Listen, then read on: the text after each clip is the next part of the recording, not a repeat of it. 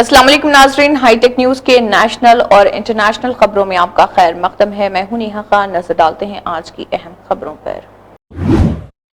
मरकजी वजीर दिफा राजनाथ सिंह ने दिफाई अफवाज से ताल्लुक रखने वाले कॉमनवेल्थ गेम्स के मेडलिस्ट खिलाड़ियों से मुलाकात की। इस मौके पर उन्होंने खिलाड़ियों की कामयाबियों को सराहते हुए उन्हें मुल्क का फख्र करार दिया। राजनाथ सिंह ने कहा है कि दिफाई अफवाज के अहलकार खेलों के मैदान में भी मुल्क का नाम रोशन कर रहे और उनकी कामयाबियां दीगर नौजवानों के लिए हौसला अफजा हैं। सबसे पहले मैं हमारे सभी चैंपियंस को इस कॉमनवेल्थ गेम 2026 में जो आपने कामयाबी हासिल की है, इसके लिए अपनी तरफ से आप सबको हार्दिक बधाई देता हूं। और मैं इतना कहना चाहता हूं, आप लोग देश के गौरव हैं, केवल आर्मी के नहीं, पूरे देश के आप गौरव हैं। और साथियों, आपने जो यह उपलब्धि हासिल की है, कोई साधारण यह उपलब्धि नहीं है, यह असाधारण है। और इस असाधारण उपलब्धि के पीछे आप लोगों की एक कई वर्षों की साधना रही होगी, और साथ ही साथ आपके जो माता पिता हैं उनका भी, परिवार के अन्य सदस्यों का भी सदैव प्रोत्साहन रहा होगा, तभी आपने यह साधना की है। और सबसे बड़ी बात कि आप में एक स्ट्रांग विल पावर जरूर रहा होगा कि हमको यह करके दिखाना है। नहीं तो चाहे जितना भी सपोर्ट किसी खिलाड़ी को मिले, जब तक उसकी स्ट्रांग विल पावर नहीं होगी, फर्म कन्विक्शन नहीं होगा, तब तक इतनी बड़ी उपलब्धि को हासिल नहीं कर सकता है। ग्लासगो की धरती पर भारत के हमारे सेना के 20 खिलाड़ियों ने 5 अलग अलग स्पोर्ट्स में भारत का प्रतिनिधित्व किया है। और जैसा अभी बतलाया गया है कि 8 गोल्ड, 7 सिल्वर और 1 ब्रॉन्ज के साथ आपने भारत के कुल मेडल्स में 41% और भारत के कुल गोल्ड मेडल्स में 62% की कामयाबी हासिल की। और मुझे देखकर खुशी है कि हमारे जो चैंपियंस हैं उनमें ठीक ठाक संख्या में हमारी बेटियां भी यहां पर हैं। और एक सबसे दिलचस्प बात यह है जो मुझे यहां दिखाई दी कि हमारी ज्यादातर बेटियां बॉक्सिंग में मेडल ला रही हैं। अब इन सबों के शरीर को देखने के बाद नहीं लगता है कि ये बॉक्सिंग करती होंगी, और मैं मानता हूं ये अपने आप में बहुत ही एक सुखद संकेत है कि हमारी नारी शक्ति किसी भी मामले में किसी से पीछे नहीं है। बहरहाल, आप सबका यह प्रदर्शन हमारे ट्रेनर्स की अथक परिश्रम का परिणाम है। इसमें हमारे ट्रेनर्स को भी इसकी बहुत बड़ी क्रेडिट दी जाती है, और सबसे बढ़कर यह आप सभी के त्याग और तपस्या की जीत है। और मैं जानता हूं कि आप सब बहुत परिश्रम करते हैं। परिश्रम न किया होता तो शायद यह कामयाबी आप सबको हासिल न होती। और मैं यह भी जानता हूं कि इस जर्नी में भी आपने कई प्रकार के प्रयास किए होंगे। कई बार मन के अंदर निराशा भी आई होगी, लेकिन निराशा आई होगी, उस पर विजय प्राप्त करके फिर से तैयारी करना और इतनी बड़ी उपलब्धि हासिल करना, एक आपका तो एक मेजर ये एक अचीवमेंट तो है ही, लेकिन मैं मानता हूं कि ये भारत का एक मेजर अचीवमेंट है। हमारी सेना का तो है ही, पूरे भारत का ही। जैसा मैंने कहा ना, कभी कभी मन में निराशा भी आई होगी, लेकिन उसके बावजूद भी आप रुके नहीं, आप लगातार परिश्रम करते रहे और आगे बढ़ते रहे। और आप सबको देखकर सोहनलाल द्विवेदी जी की एक कविता है, याद होगा, कोशिश करने वालों की कभी हार नहीं होती है। कर्नाटक के वज़ीर आला डी.के. शिव कुमार ने असेंबली से खिताब करते हुए कहा कि रियासत की तरक्की और अवाम की फलाह व बहबूद के लिए तमाम अपोजिशन कायदीन के साथ मिलकर काम करने की ज़रूरत है। उन्होंने कहा है कि सियासी इख्तलाफात से बालातर होकर सबको टीम कर्नाटक के तौर पर मुत्तहिद होना चाहिए, ताकि रियासत के अवाम की तरक्की और फलाह के लिए मौसर अंदाज में काम किया जा सके। 3ನೇ ತಾರೀಕು 2 ತಿಂಗಳಿಂದ ನಮ್ಮ ರಾಷ್ಟ್ರೀಯ ನಾಯಕರಾದ ಮಲ್ಲಿಕಾರ್ಜುನ್ ಖರ್ಗೆ ಸಾಹೇಬರು, ರಾಹುಲ್ ಗಾಂಧಿ ಅವರು, ಸೋನಿಯಾ ಗಾಂಧಿ ಅವರು, ನಮ್ಮ ಪಕ್ಷದ 2 ಪ್ರಧಾನ ಕಾರ್ಯದರ್ಶಿಗಳು ವೇಣುಗೋಪಾಲ್ ಮತ್ತು ಸುರ್ಜೇವಾಲಾ ಅವರೆಲ್ಲ ಚರ್ಚೆ ಮಾಡಿ ನನಗೆ ನಮ್ಮ 139 ಜನ ಶಾಸಕರ ಬೆಂಬಲದಿಂದ ಈ ಸ್ಥಾನದಲ್ಲಿ ಮುಖ್ಯಮಂತ್ರಿ ಸ್ಥಾನದಲ್ಲಿ ಉಳಿಸಿದ್ದಾರೆ. ನಾನು ಈ ಸಂದರ್ಭದಲ್ಲಿ ಹಿಂದೆ ಕೂಡ ಬಹಳ ಜನ ನಾಯಕರುಗಳು ಈ ರಾಜ್ಯದ ಮುಖ್ಯಮಂತ್ರಿಯಾಗಿ ಸೇವೆಯನ್ನು ಕೂಡ ಮಾಡಿದ್ದಾರೆ. ಕಳೆದ 3 ವರ್ಷದಿಂದ ಮಾನ್ಯ ಶ್ರೀ ಸಿದ್ದರಾಮಯ್ಯನವರು ಮುಖ್ಯಮಂತ್ರಿಯಾಗಿ, ನಾನು ಉಪಮುಖ್ಯಮಂತ್ರಿಯಾಗಿ, ಸುಮಾರು ಇಲ್ಲಿರುವಂತಹ ಕೆಲವು ಹಿರಿಯರೆಲ್ಲ ಕೂಡ ಅವರ ಸಂಪುಟದಲ್ಲಿ ಕೂಡ ಸದಸ್ಯರಾಗಿದ್ದರು. ಇವತ್ತು ಹೊಸ ಸರ್ಕಾರ ಬಂದಿರಬಹುದು. ಇದು ಮುಂದುವರೆದಂತ ಒಂದು ಸರ್ಕಾರ. ಹೊಸ ಆಲೋಚನೆಗಳು ಖಂಡಿತ ಪ್ರತಿ ವ್ಯಕ್ತಿಗೂ ಕೂಡ ಇರ್ತದೆ. ಹೊಸ ಆಲೋಚನೆ, ಹೊಸ ಭರವಸೆ, ಹೊಸ ನಂಬಿಕೆ, ಇವೆಲ್ಲರೂ ಕೂಡ ನಾವು ಜನರನ್ನ ವಿಶ್ವಾಸಕ್ಕೆ ತೆಗೆದುಕೊಳ್ಬೇಕಾದ್ದು ನಮ್ಮೆಲ್ಲರ ಕರ್ತವ್ಯ. ಆದರೆ ನಾನೀಗಾಗಲೇ ಹೇಳಿದ್ದೇನೆ, ಇದೊಂದು ಟೀಮ್ ಕರ್ನಾಟಕ ಅಂತ ಹೇಳಿ ಇಡೀ ರಾಜ್ಯ, ನಾವು ಸಂಪುಟದ ಎಲ್ಲ ಸದಸ್ಯರು ನಮ್ಮ ಶಾಸಕರ ಜೊತೆಯಲ್ಲಿ ನನ್ನ ಎಲ್ಲ उत्तर प्रदेश के वजीर आला योगी आदित्यनाथ ने यौम याद तक़सीम हिंद के मौके पर कांग्रेस पर सख्त तनकीद की। उन्होंने कहा है कि हिंदू अक्सरियती सिंध, पंजाबी अक्सरियती पंजाब और बंगाली इलाकों को तकसीम करके पाकिस्तान और बांग्लादेश के हवाले करना कांग्रेस की इक़्तिदार की भूख से किया गया एक शर्मनाक इक़दाम था। योगी आदित्यनाथ ने कहा कि तक़सीम हिंद के दौरान होने वाले वाक़यात को याद रखना ज़रूरी है ताकि मुल्क की आने वाली नस्लें इस दौर के हालात और उसके असरात से वाकिफ़ रहें। देश तो 1947 में आजाद हो गया। मैं भौचक था।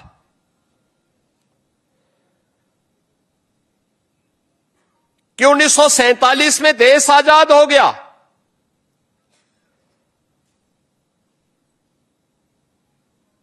पाकिस्तान समर्थकों ने जो भूभाग नहीं भी मांगा था, वह भूभाग पंजाब का हो या बंगाल का, जबरदस्ती पाकिस्तान के हवाले कर दिया गया। हर व्यक्ति जानता है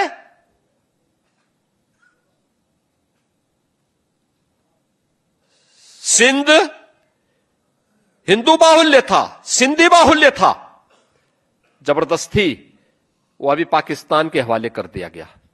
पंजाब पंजाबी बाहुल्य था, जबरदस्ती उनके हवाले कर दिया गया। बंगाल बंगाली बाहुल्य था।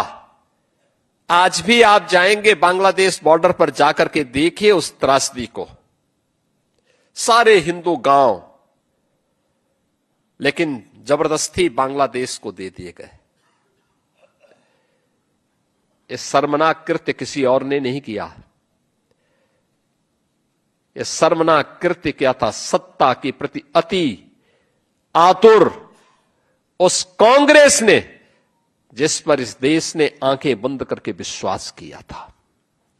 उसने उस विश्वास की कीमत विश्वासघात के रूप में, इस रूप में हमें दी। अमरावती में आंध्र प्रदेश के वजीर आला एन चंद्रबाबू नायडू ने सीड एक्सेस रोड पर 58 नई फायर सर्विस गाड़ियों की हरी झंडी दिखाकर रवाना किया। तकरीबन 40 करोड़ रुपए की लागत से खरीदी गई इन गाड़ियों में फायर इंजन, वाटर बाउजर्स और क्विक रिस्पांस व्हीकल्स शामिल हैं। हुकूमत के मुताबिक ये फायर सर्विस गाड़ियों की खरीदारी के पहले मरहले के बाद दूसरा बड़ा इक़दाम है। पहले मरहले में तकरीबन 33 करोड़ रुपए की लागत से 65 गाड़ियां खरीदी गई थी। नई गाड़ियों की शमूलियत से रियासत में फायर एंड इमरजेंसी सर्विसेज की सलाहियत में इजाफा होगा और हंगामी हालात में फौरी कार्रवाई को मज़ीद मौसर बनाने में मदद मिलेगी। तिरुपति से दिल्ली जा रही एपी संपर्क क्रांति एक्सप्रेस के S1 कोच में अचानक धुआं उठने से मुसाफिरों में खौफ व हिरास फैल गया। ये वाकया मामिंदुर स्टेशन के करीब पेश आया। मुसाफिरों ने ट्रेन के ब्रेक शो के करीब धुआं निकलते देखकर फौरी तौर पर रेलवे अमले को इतला दी। मुसाफिरों की बर वक्त इतला पर रेलवे अमले ने ट्रेन को रोककर सूरत हाल का जायजा लिया और ज़रूरी मरम्मत का काम शुरू कर दिया। बर वक्त कार्रवाई से बड़ा हादसा टल गया।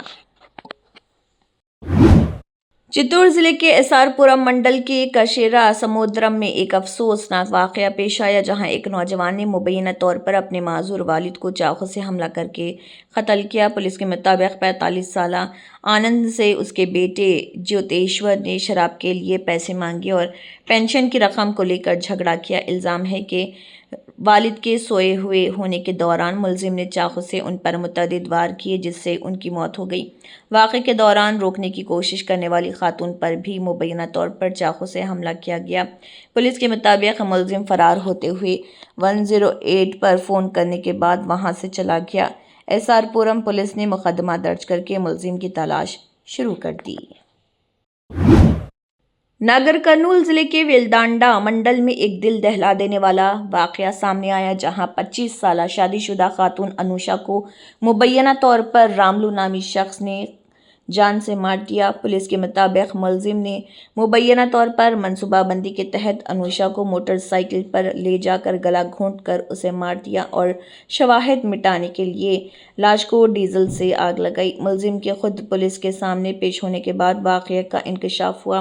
पुलिस ने जाए वक़्त से मुकम्मल तौर पर जली हुई लाश बरामद की और मुकदमा दर्ज करके तहक़ीक़ात शुरू कर दी। वेलदांडा सीआई रघुवीर रेड्डी ने जाए वक़्त का मुआयना किया, जबकि गांव में एहतियाती तौर पर पुलिस की भारी नफरी तैनात कर दी गई। నిన్న అనగా 12 ఆగస్ట్ మిడ్ నైట్ టైంలో 00:15 అవర్స్ ఆ సమయంలో చెన్నై అనే వ్యక్తి కొట్ర గ్రామానికి సంబంధించిన వ్యక్తి పోలీస్ స్టేషన్కి వచ్చి అతని భార్య మిస్సింగ్ అంటే కనపడలేదని చెప్పి కంప్లైంట్ ఇవ్వడం జరిగింది. దాని మీద మిస్సింగ్ కంప్లైంట్ అనేది రిజిస్టర్ చేయడం జరిగింది. తర్వాత ఒక 2 గంటల తర్వాత సుమారు 2 గంటల 2 AM టైంలో నేరస్తుడు శాంపూరి రాములు అనే వ్యక్తి పోలీస్ స్టేషన్కి స్వతహాగా వచ్చి అతను ఏదైతే మిస్సింగ్ మహిళ ఉందో ఆ మహిళని కలకుర్తిలో ఆమె పనిచేస్తుండగా ఆమె కలకుర్తి నుంచి పనిచేసే షాప్ నుంచి ఎక్కించుకొని కుట్ర జేపీ నగర్ శివార్లో గల పత్తి చేను ఏదైతే ఉందో హైవే పక్కన మామిడి చెట్టు కింద తీసుకెళ్లి ఆమెని బలాత్కారం చేసి తర్వాత ఇంకొక నేరస్తుడు నాయని శ్రీనివాస్ సహాయంతో అతనికి కాల్ చేసి పిలిపించుకొని ఇద్దరు కలిసి ఆమెని ఒకతను ఏపీ ఎవరైతున్నారో అతని చేతులు పట్టుకోగా A1 ఎవరైతున్నారో ఆమె లేడీ ఎవరైతున్నా ఆ చున్ని మొహానికి పెట్టి ముక్కు నోరు మూసి ఈ షాంపూర్ రాములు అండ్ నాయని శ్రీనివాస్ కలిసి చంపడం జరిగిన తర్వాత ఆమె చంపిన తర్వాత ఆమె శవాన్ని అక్కడి నుంచి బండి మీద ఇద్దరి మధ్యలో కూర్చోబెట్టుకుని ఆమెని పట్టుకొని కొంచెం కుట్ర శివార్లో గల రోడ్ అవతల వైపున కుట్ర శివార్లో గల ఈ రాళ్ల గుట్ట ఉంటుంది ఒకటి, ఆ గుట్ట దగ్గరికి తీసుకుపోవడం జరిగింది. వాళ్ళు ముందస్తుగానే ఒక 20 రోజుల క్రిందనే పథకం ప్రకారం చంపుదామని ఆ మహిళను చంపుదామని నిర్ణయించుకొని అక్కడ ఆల్రెడీ ఆ 2 రాళ్ల మధ్యలో ఆ కర్రలను ఆల్రెడీ పేర్చడం జరిగింది. తర్వాత ముందస్తుగానే కాల్చడం కోసం డీజిల్ అనేది 15 days బ్యాక్ తీసుకొచ్చుకొని వాళ్ళు ముందే పెట్టుకోవడం జరిగింది. ఆ ప్లాన్లో భాగంగా అమ్మాయిని ఆ శవాన్ని తీసుకుని అక్కడ పోయి ఆ రాళ్ల మధ్యలో ఉన్న కట్టెల మీద పడవేసి తగలబెట్టడం జరిగింది.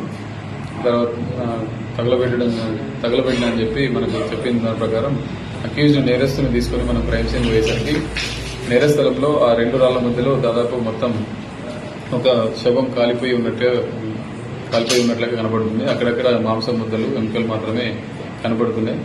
దాని ప్రకారం ఫోరెన్సిక్ ఎక్స్పర్ట్ ఫోరెన్సిక్ డాక్టర్ ఎవరైతుంటారో అక్కడికే నేర స్థలానికి పిలిపించి అక్కడే పంచనామా అండ్ పోస్ట్ మార్టం ఎగ్జామినేషన్ అనేది చేయడం జరిగింది. ఆ తర్వాత ఇంకొక నేరస్తుడు కూడా ఎవరైతే సహకరించిన నేరస్తుడు నాయన శ్రీనివాస్ కూడా పట్టుకోవడం జరిగింది. ఇద్దరు మా కస్టడీలో ఉండడం జరిగింది. साबिक आईपीएल खिलाड़ी और कमेंटेटर कल्याण कृष्णा ने अहलिया के साथ तिरुमला में दर्शन किए। श्री वेंकटेश्वरा स्वामी के दर्शन के लिए तिरुमला पहुंचे जोड़े साबिक आईपीएल खिलाड़ी और कमेंटेटर कल्याण कृष्णा ने अपनी अहलिया के हमरा तिरुमला पहुंचकर श्री वेंकटेश्वरा स्वामी के दर्शन किए। दर्शन के बाद उन्होंने मंदिर में खुसूसी पूजा की और दुआएं भी की। उत्तर प्रदेश के देवरिया जिले में यौम आज़ादी के मौके पर निकाली गई तिरंगा रैली के दौरान तकरीबन 40 स्कूली तलबा की तबीयत अचानक खराब हो गई। तलबा के बेहोश होकर गिरने के बाद मुकामी अफराद ने फौरी तौर पर उन्हें अस्पताल मुंतकिल किया। इब्तदाई तौर पर बताया जा रहा है कि सुबह से कुछ खाए बगैर कई घंटों तक खड़े रहने के बाद इस तलबा की तबीयत बिगड़ी। बच्चों के अस्पताल पहुंचने पर अहले खाना ने तशवीश फैल गई। डॉक्टरों की जानिब से तलबा का इलाज जारी है। कोलकाता के नील रतन सरकारी मेडिकल कॉलेज में 30 साला नर्स रूपाली बर्मन के वॉशरूम से लाश बरामद। बताया गया है कि रूपाली ड्यूटी पर पहुंची थी और हाई डिपेंडेंसी यूनिट में एक मरीज की खिदमत अंजाम दे रही थी और रात वापस वो वॉशरूम गई, लेकिन काफ़ी देर तक वापस न आने पर दरवाज़ा खटखटाया गया। जवाब न मिलने पर पुलिस को इतला दी गई। पुलिस ने दरवाज़ा तोड़कर रूपाली को बेहोशी की हालत में पाया, ताहम डॉक्टरों ने उन्हें मुर्दा करार दिया। पुलिस का कहना है कि फ़िलहाल उसे खुदकुशी करार नहीं दिया जा सकता। वॉशरूम के बाहर मौजूद सीसीटीवी फुटेज कब्जे में ले ली गई है और लाश को पोस्टमार्टम के लिए भेज दिया गया। मौत की असल वजह पोस्टमार्टम रिपोर्ट के बाद वाज़ेह होगी। उत्तराखंड के पीपलकोटी हाइड्रो प्रोजेक्ट में एक अलमनाक हादसे में 4 मजदूरों की मौत हो गई। बताया गया है कि पानी का बहाव अच्छा बढ़ने से टेलरिस टनल में मलबा दाखिल हो गया, जिसके बाइस तकरीबन 20 से 22 मजदूर टनल के अंदर फंस गए। हादसे के बाद एनडीआरएफ और एसडीआरएफ की टीमों ने फौरी रेस्क्यू ऑपरेशन शुरू किया और 18 मजदूरों को बाहिफाजत बाहर निकाल लिया। जख्मियों को जिले अस्पताल मुंतकिल किया गया, जहां 3 से 4 अफराद की हालत तशवीशनाक बताई जा रही। अब तक 4 लाशें निकाली जा चुकी हैं, जबकि दीगर अफराद की तलाश और इमदादी कार्रवाइयाँ जारी हैं।